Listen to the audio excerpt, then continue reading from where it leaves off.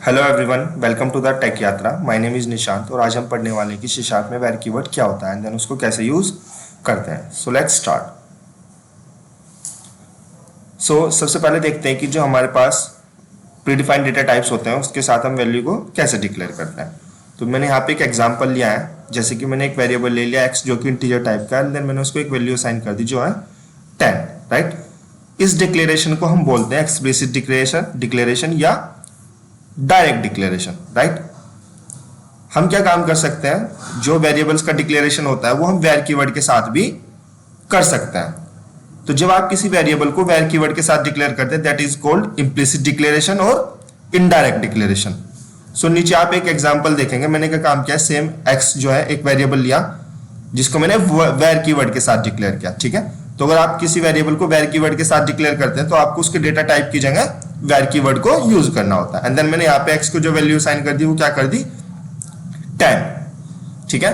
अब ये काम कैसे करता है, तो जैसे ही कोड कंपाइल होगा, ठीक है, तो कंपाइलेशन के टाइम पे जैसे आपका इंटरमीडिएट लैंग्वेज कोड जनरेट होता है उस टाइम पे क्या होता है, वो चेक करेगा कि राइट हैंड साइड की वैल्यू है वो किस टाइप की है, राइट। और उस वैल्यू के डेटा टाइप के अकॉर्डिंग ही एक्स का जो डेटा टाइप होगा उसको कंसीडर कर लेगा।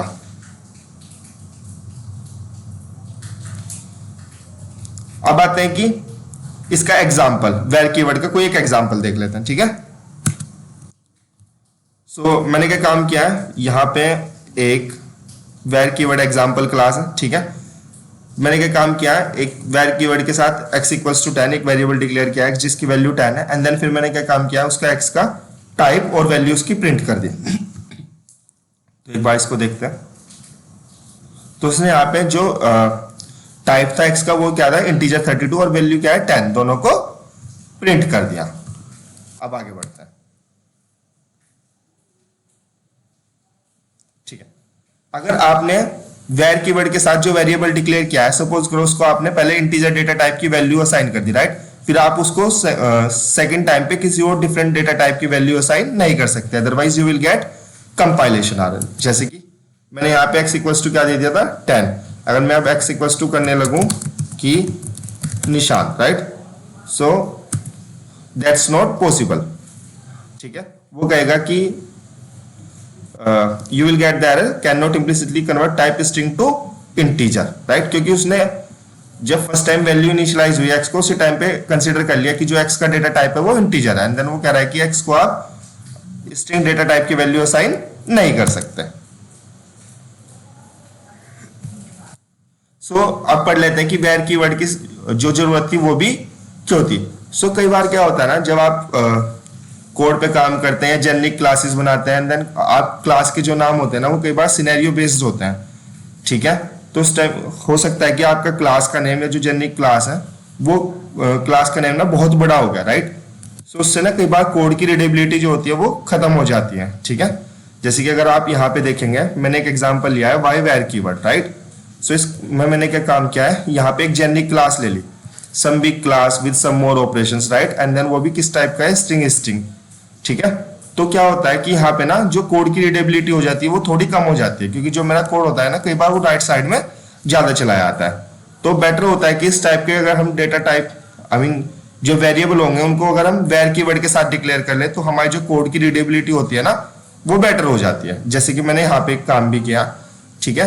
मैंने क्या काम किया, सेम ऑब्जेक्ट मैंने वेर कीवर्ड के साथ बना लिया, var obj1 equals to new some big class with some more operations, right. आप वेर कीवर्ड का use for loop, each loop, right, और अनोनिमस टाइप्स में भी कर सकते हैं, ये हम आगे देखने वाले हैं, ठीक है। सो कई बार क्या होता है कि जो अनोनिमस टाइप होता है ना किसी भी मेथड का, उसके साथ हम क्या काम करते हैं, वेर कीवर्ड को कैसे यूज करेंगे। सपोज कीजिएगा कि कोई मेथड है, राइट, एंड देन समटाइम्स हमें नहीं पता कि वो किस टाइप की वैल्यू को रिटर्न करने वाला है। तो हम क्या काम कर सकते हैं, उस टाइप की वैल्यू को क्योंकि हमें उसका टाइप नहीं पता, वो एनोनिमस टाइप है, तो उस टाइप को हम एज ए वेर कीवर्ड के साथ कंसीडर कर लेंगे। तो हम एक वेरिएबल ले लेंगे वेर कीवर्ड के साथ, उसको डिक्लेयर कर लेंगे एंड देन जो भी वैल्यू आएगी हम उसको उस वेरिएबल में होल्ड कर लेंगे, ठीक है। और फिर जो भी वैल्यू हमारे पास आई उसकी अकॉर्डिंग उस वेरिएबल का डेटा टाइप वो खुद से कंसीडर कर लेगा। ठीक है। ऐसे ही मैं ऑलरेडी बता दिया कि जो वेर कीवर्ड है उसको हम फॉर ईच लूप के साथ भी यूज कर लेंगे एंड देन फॉर लूप के साथ भी यूज कर सकते हैं। तो इसका भी एग्जांपल देखेंगे हम।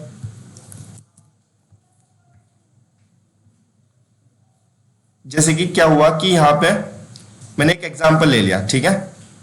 इस एग्जांपल में क्या है कि मेरी एक लिस्ट है स्ट्रिंग की जिसमें मैंने बहुत सारे नेम्स को स्टोर कर रखा है, ठीक है। अब मेरे को क्या काम करना है, एक फॉर ईच लूप चलाना था। तो मैं या तो यहाँ पे टाइप स्ट्रिंग ही दे सकता हूँ कि जो ईच कलेक्शन है वो स्ट्रिंग टाइप का है, या मैं यहाँ पे भी वेर कीवर्ड को यूज कर सकता हूँ। अगर आप यहाँ पे भी वेर कीवर्ड को यूज करेंगे तो कोई प्रॉब्लम नहीं आएगी, ठीक है। सेकेंड थिंग, अगर आप फॉर ईच लूप यूज कर रहे हैं, आई मीन ये फॉर ईच लूप था, अगर आप फॉर लूप यूज कर रहे हैं, ठीक है, तो जैसे कि आपको इंडेक्स यहाँ पे इनिशियलाइज करना था, आप इसको इंट के साथ कर सकते थे एंड देन आप चाहे तो इसको वेर के साथ भी कर सकते हैं। तो आई थिंक आपको ये भी समझ में आया होगा कि वो जो वेर होता है उसको हम फॉर ईच और फॉर के साथ कैसे यूज कर सकते हैं। आगे बढ़ते हैं। अब हमारे पास कुछ पॉइंट्स हैं, तो जब आप वेर कीवर्ड के साथ काम करते हैं तो उन पॉइंट्स को कंसीडर करना होता है, ध्यान में रखना होता है। फर्स्ट ऑफ ऑल कि अगर आप कभी भी वेर कीवर्ड को यूज करके डिक्लेरेशन एंड इनिशियलाइजेशन वो डिफरेंट स्टेटमेंट्स में नहीं हो सकता, वो आपको सेम स्टेटमेंट में ही करना पड़ेगा। इसका मतलब क्या है कि अगर मैं यहां पे कह दूं कि var x and then x equals to 10, right, so it is not possible. आपको क्या काम करना पड़ेगा, वॉर x इक्वल्स टू 10 वो सेम लाइन में ही करना पड़ेगा। सेकेंड थिंग, अगर आप क्या काम करेंगे, जैसे आप एक वेरिएबल डिक्लेयर कर रहे हैं, ठीक है, वेर कीवर्ड के साथ और उसको नल वैल्यू असाइन कर रहे हैं, सो that's not possible, you will get the compilation error. इसको भी एक बार चेक करते हैं।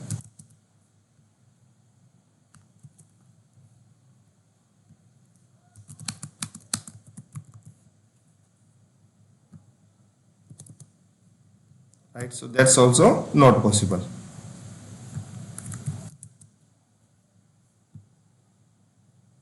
ठीक है, हम जैसे कि इंटीजर या बाकी सब डेटा टाइप्स के साथ क्या काम कर सकते हैं कि एक सिंगल स्टेटमेंट में मल्टीपल वेरिएबल को डिक्लेयर कर सकते हैं अगर वो सेम डेटा टाइप के, राइट, बट वेर कीवर्ड के साथ वो पॉसिबल नहीं है, ठीक है।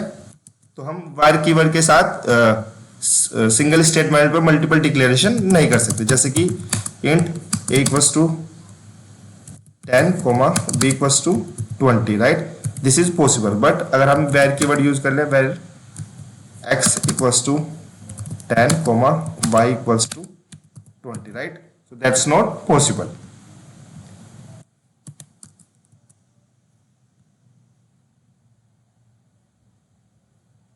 ठीक है, आप वेर कीवर्ड को ना फील्ड्स के साथ यूज नहीं कर सकते, क्योंकि क्लास के अंदर हमारे पास प्रॉपर्टीज, फील्ड्स और मेथड्स हो सकते हैं, राइट। जैसे कि हमारी एक क्लास है, इस क्लास के अंदर मैंने एक फील्ड ले लिया, ठीक है, एंड देन मैं इस फील्ड को अगर मैं सिर्फ वेर कीवर्ड के साथ डिक्लेयर करने जाऊंगा तो I will get the compilation error, ठीक है, तो ये भी पॉसिबल नहीं है। आगे बढ़ते हैं। तो अब वेर कीवर्ड के ना कुछ एडवांटेजेस देख लेना है, राइट।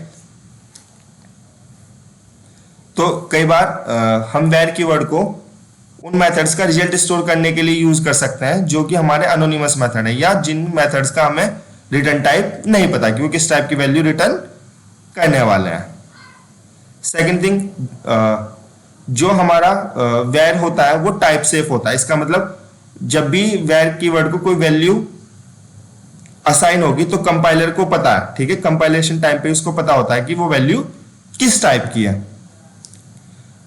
वेर कीवर्ड के साथ आपको बेटर परफॉर्मेंस मिलती है क्योंकि आपको बॉक्सिंग या अनबॉक्सिंग की जरूरत नहीं होती। वेर कीवर्ड हमारी कोड की रीडेबिलिटी को बढ़ा देता है, ठीक है। कई बार ये अगर हमारे पास जो बड़ी क्लासेस हैं, ठीक है, अगर कई बार क्लास का नाम बड़ा है तो उनको शॉर्ट हैंड, आई मीन सिर्फ वेर कीवर्ड के साथ सिंपली हम उनको डिक्लेयर कर सकते हैं। वेर कीवर्ड विजुअल स्टूडियो में जो इंटेलिजेंस होती है उसको भी सपोर्ट करता है। तो आई थिंक आपको वेर कीवर्ड का पूरा यूज समझ में आया होगा। अगर आपका वेर कीवर्ड से रिलेटेड कोई भी क्वेश्चन है तो आप मुझे बताएं। And then if you like the video, please like, share and subscribe. Thank you.